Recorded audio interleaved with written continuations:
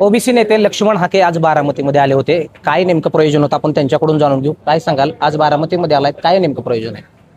श्रावणी कुदळे नावाच्या एका मुलीनं नीट एक्झाममध्ये महाराष्ट्रात तर क्रमांक मिळवलाच, पण देशाच्या पहिल्या पाचामध्ये येण्याचा जो मान मिळवला, तिचा सत्कार करणं, तिच्या शिक्षक आई वडिलांचा सत्कार करणं, त्यांच्या शिक्षकांचा सत्कार करणं, या हेतूनं मी आज बारामतीमध्ये आलो होतो आणि त्यांचा सत्कार केला.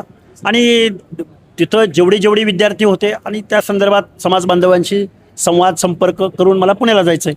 गेल्या काही दिवसांपासून बारामतीमध्ये लक्ष्मण हाकेंचे दौरे वाढले. 2029 ची तयारी म्हणावी लागेल.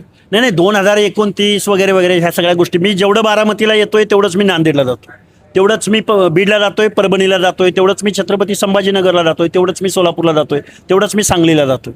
जात नाही फक्त साताऱ्याला आणि कोकणामध्ये थोडंसं, पण मी सगळीकडे जातो आणि महाराष्ट्रामधल्या जनसामान्य माणसांबरोबर संवाद साधतोय. अंडरकरंट हा एवढा भयंकर आहे की ह्या आत्ताच्या सत्ताधाऱ्यांनी हेलिकॉप्टरमधनं जरी त्या बूथवरती पैसे टाकले ना, तरी इथली सामान्य जनता ह्या माणसांना मतदान करणार नाही.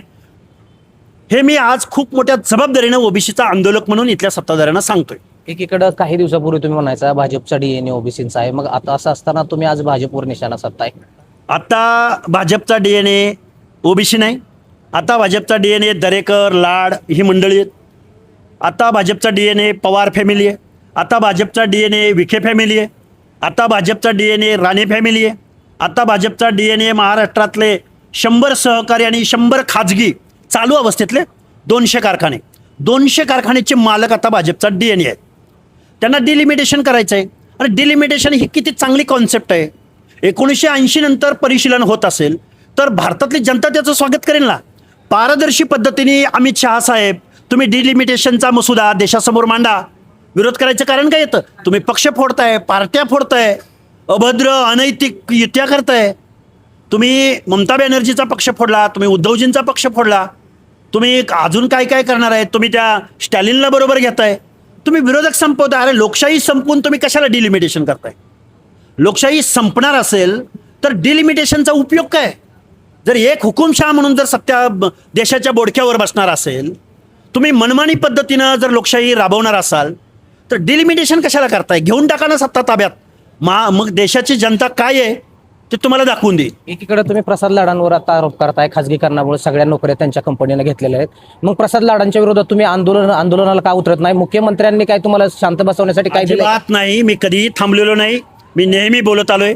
मला एका गोष्टीचं, एक आंदोलक आणि एक कार्यकर्ता म्हणून मला ज्या गोष्टीचा प्रश्न पडला, तो प्रश्नाचं उत्तर शोधायला गेलो.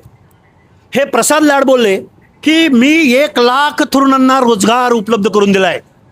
अरे म्हटलं, एवढा महान माणूस महाराष्ट्रामधला, हे 1 लाख तरुण कसं काय यांना उद्योग देतात? तर त्याचा ज्यावेळी मी अभ्यास केला त्यावेळी महाराष्ट्रामधल्या महसूल, एज्युकेशन डिपार्टमेंट, ग्रामविकास, वेगवेगळ्या विभागाच्या खाजगीकरणाच्या माध्यमातनं, आउटसोर्सिंगच्या माध्यमातनं जे काही उद्योग, जे काही मॅन पॉवर हे शासन अडॉप्ट करतंय ते या प्रसाद लाडच्या खाजगी कंपनीच्या माध्यमातून करतंय. पण या अगोदर अजित पवारांच्या विरोधात तुमची बोलण्याची धार एकदम कडक होते. मग मुख्यमंत्र्यांचा ज्यावेळेस विषय येतो त्यावेळेस तुमची धार नेहमी बोलत असते. मुख्यमंत्र्यांना सॉफ्ट कॉर्नर दिला जातो हाकेंकडून. हे बघा, मुख्यमंत्री महोदयांच्या विरोधात धार बोतट आहे. मी आता काय बोलतोय, किती वेळ झालं बोलतोय? आता बोलताय. या अगोदर तुम्ही मुख्यमंत्र्यांविषयी चकार शब्द काढला नाही. मुख्यमंत्र्यांकडून सातत्यानं ओबीसीवर अन्याय केला जातोय. मग तुम्ही अजित पवारांविरोधात ज्या आवेशाने बोलत होता, मुख्यमंत्र्यांविरोधात त्या आवेशाने का बोलत नाही? मी त्याच आवेशाने बोलतोय. भाजपचा डीएनए आता ओबीसी नाही, आता भाजपचा डीएनए मी तुम्हाला सांगितलेलं आहे. त्यामुळे मी मुख्यमंत्र्यांच्या विरोधात बोलत नाही असं कोणी सांगितलं? मुख्यमंत्री महोदय, तुम्ही 18 महामंडळे घोषित केली होती, त्याला अध्यक्ष भेटत नाही. मुख्यमंत्री महोदय, ओबीसीच्या पोरांना जिल्ह्याच्या ठिकाणी, एकाही जिल्ह्याच्या ठिकाणी वसतिगृह नाही भेटलं, त्यांच्या महामंडळांना निधी नाही भेटत, त्यांना कर्ज पुरवठा होत नाही, त्यांची कुठली कर्ज माफ होत नाहीत. हे वास्तव आहे ना. मग कसा डीएनए असू शकतो भाजपचा? एकीकडे भाजपकडून सोनम वांगचुकच्या मागण्यासंदर्भात विचार केला जात नाही, दुसरीकडे जरांगे बेकायदेशीर मागण्या करतायत, त्यांचा विचार केला जातोय. कसं बघताय सगळं? बघा, सोनम वांगचुक ही देशाची प्रॉपर्टी.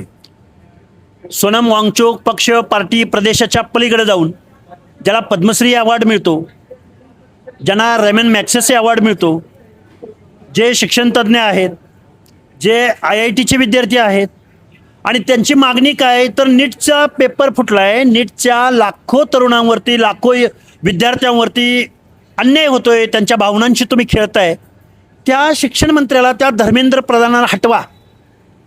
ह्याच्यावर काम झालं पाहिजे ना. ही सगळ्या देशातल्या जनतेची ही भावना आहे. आणि जर जनतेचा मूड जर इथल्या सत्ताधाऱ्यांच्या लक्षात येत नसेल, आणि सोनम वांगचुकच्या बाबतीमध्ये मी पक्ष पार्टी विचारधारेच्या पलीकडे जाऊन सांगतो, एका आंदोलकाच्या बाबतीमध्ये, राईट मागणी करणाऱ्या आंदोलकाच्या बाबतीमध्ये जर असं घडत असेल, मी गेल्या 8 दिवस पत्रकार किंवा भूमच्या समोर नाही आलो. खूप वाईट वाटलं या गोष्टीचं. सोनम वांगचुकच्या बाबतीत जर असं घडत असेल तर आमच्यासारख्या सर्वसामान्य कार्यकर्त्यांचं काय होणार आहे? लक्ष्मण हाकेंची काय भूमिका असणार आहे? लक्ष्मण हाके सर्वसामान्य माणसांच्या प्रश्नावर निश्चित आवाज उठवण्याचं काम करेल. इथल्या विरोधकाकडून ती आता अपेक्षा संपलेली, इथल्या पक्षांच्या प्रमुखाकडून ती अपेक्षा संपलेली. कारण सगळ्यांना इथल्या सत्ताधाऱ्यांनी भाजपनं हुक लावलेले आहेत. जो कोणी बोलेल त्याला फासावर दिलं जाईल, हे वास्तव आहे.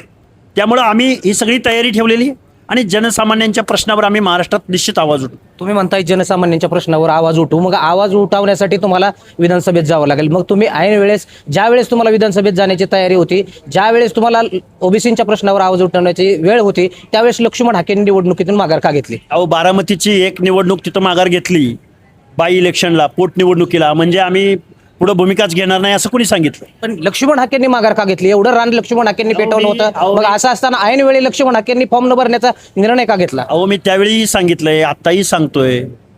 एकदा मी आणि सुनेत्राताई आम्ही एकदा एकत्र बसू आणि एकदा सांगू. काय नेमकी चर्चा काय झाली होती? भरणे असतील, सुनेत्रा वहिनी यांच्याशी काय चर्चा झाली? महाराष्ट्राच्या उपमुख्यमंत्री पदावर एक महिला विराजमान होती. तिथं जर मी विरोध केला असता तर तुम्हीच म्हणला असता, एक महिला उपमुख्यमंत्री होते, दादांची पत्नी उपमुख्यमंत्री होते, दुःखाचं कारण आहे, तुम्हीच असं बोलला असता. मग एवढी सहानुभूती असताना लक्ष्मण हाकेंनी तरी देखील असा अट्टहास का केला की मी बारामतीची निवडणूक लढवू? लढायचं म्हणलं, लढलो नाही ना. पण या अगोदर तर वातावरण तुम्ही तयार केलं, मग असं असताना अचानक माघारी घेतली. ओबीसीमध्ये नाराजी प्रचंड, लक्ष्मण हाके मॅनेज झाले अशी चर्चा ओबीसीमध्ये. त्या प्रश्नावर आवाज उठवण्यासाठी जर स्पेस मिळत असेल तर मी का त्या संधीचा फायदा घेऊ नये? का माझे प्रश्न मी प्रश्नांकडे लक्ष वेधून घेऊ नये? काय प्रश्न मांडले होते तुम्ही सुनेत्रा पवारांकडे? काय प्रश्न असे मांडले जे आश्वासनं सुनेत्रा पवारांनी तुम्हाला दिली? आश्वासनं ती काय अस्तित्वात आली नाहीत. राष्ट्रवादीचा बेस वोटर ओबीसी आहे, पण राष्ट्रवादीच्या अजेंड्यावर कधी ओबीसीचे प्रश्न येत नाहीत. आता भाजपच्या अजेंड्यावरचे ओबीसीचे प्रश्न निघून गेलेले आहेत, हे वास्तव आहे ना. आणि त्याचा जाब, निवडणुका काय संपल्या का? आहेत ना अजून पुढे. निवडणुका संपल्या नाहीत, मात्र ती लढण्याची तुम्हाला संधी होती. असं असताना मग एकीकडे शिवसेनेचे खासदार 50 कोटीमध्ये विकले गेले, लक्ष्मण हाके किती कोटींमध्ये विकले गेले? अहो, ती कधीची घटना आहे? त्याचा काहीतरी टाइम बॉन्ड तर बघा की. खासदार अलीकडची घटना आहे, आता तो काळ कधी होता? त्यामुळे काहीतरी त्याचं लॉजिक तरी लावा त्याला किमान. लक्ष्मण हाके हा सर्वसामान्यांच्या प्रश्नावर काम करणारा कार्यकर्ता आहे. त्यामुळे लक्ष्मण हाके सर्वसामान्यांच्या प्रश्नावर काम करणारा कार्यकर्ता आहे. मग असं असताना सर्वसामान्यांच्या प्रश्नावर काम करणारा कार्यकर्ता ऐन वेळेस निवडणुकीत माघार का घेतो? खूप लोकांनी अशा ज्या काही सहानुभूतीच्या कालावधीमध्ये पोटनिवडणुका झालेत, वेगवेगळ्या पक्षांनी माघार घेतलेले आहेत ना. मी तरी एक छोटासा कार्यकर्ता आहे. त्यामुळं, आणि लक्ष्मण हाकेने जर आता तुम्ही जो काय म्हटलं की पैसे घेऊन माघार वगैरे, अरे कुठंतरी दिसले असते ना, कुठंतरी उठले असते, अंगावर, तोंडावर, हातावर पैसे दिसले असते ना ते. अरे मी तरी एक छोटा माणूस आहे, इथं ईडी, सीबीआय, बँकिंग, माझ्या मागं ससेमिरा लागला असता की सीबीआयचा. मी छोटा माणूस आहे, तुम्ही आकडे तर खूप मोठे बोलताय. त्यामुळे मी सर्वसामान्य आंदोलक आहे. अरे पैसे कमवायचे झाले तर मी एक टेबल टाकून पैसे पाहिजे तेवढे कमवेल ना. जनसामान्यांच्या प्रश्नावर ते लातूर, नांदेड, हिंगोलीत काय जायची गरज आहे मला? लक्ष्मण हाके हा कार्यकर्ता आहे.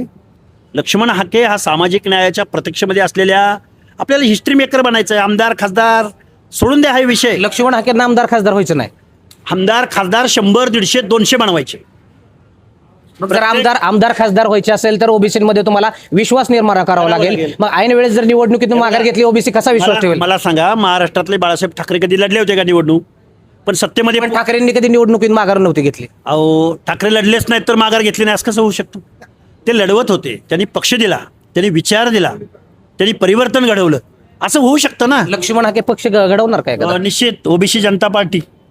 का असं वाटतं ओबीसी जनता पार्टी काढावी? कारण अनेक ओबीसीचे राज्यातले मोठे नेते ते अनेक राष्ट्रीय पक्षाच्या दावणीला बांधलेले आहेत. मग लक्ष्मण हाकेंच्या पाठीमागं ओबीसी ठामपणे उभा राहील? हे बघा, पावसाळी अधिवेशनामध्ये ओबीसीच्या प्रश्नावर या महाराष्ट्राच्या विधिसभेत कायद्याच्या सभागृहात किती वेळा चर्चा झाली त्याचं मला उत्तर द्या. जर आमच्या ओबीसीच्या प्रश्नावर जर तिथं चर्चा होणार नसेल तर ओबीसीने या लोकशाहीमध्ये आम्हाला अधिकार असताना का वेगळ्या विचाराचा, का वेगळ्या व्यवस्थेचा, का पर्याय देण्याचा विचार करू नये? ओबीसी देखील सत्तेमध्ये आहेत, अनेक राष्ट्रीय नेते ओबीसीचे आहेत, मग ते ओबीसीचे प्रश्न मांडताना दिसत नाहीत. ते दिसत नाही, तोच तर प्रश्न विचारतो ना मी, की पक्षाच्या अजेंड्यावर काम करणाऱ्या ओबीसीच्या नेत्यांची ओबीसीना गरज नाही. आमच्या प्रश्नावर जर तुम्ही बोलणार नसाल तर तुम्ही ओबीसीचे नेते नाही, हे वास्तव मानतोय ना मी तुमच्या समोर. मग ओबीसीचे नेते फक्त एकटे हाकेच का? असं मी कुठं म्हणलंय? जनता ठरवेल. मी फक्त परिस्थिती मांडण्याचा प्रयत्न करतोय. परिस्थिती मांडत असताना अपिलिंग असेल तर पुढं होईल, अपिलिंग नसेल तर फेल. पर्याय देण्याचा प्रयत्न, फुले शाहू आंबेडकर समजावून सांगायचा प्रयत्न, तुम्हाला शासनकर्ती जमात बनायचंय, जिसकी संख्या जितनी बारी उसकी उतनी सत्ता में भागीदारी, हे सांगायचा प्रयत्न.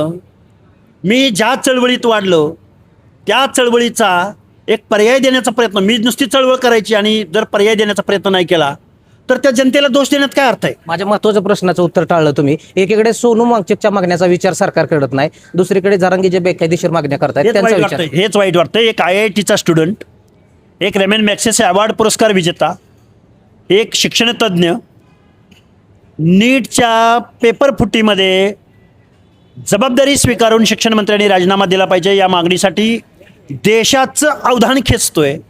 त्या माणसाच्या बाबतीमध्ये काय घडलं देशानं बघितलंय.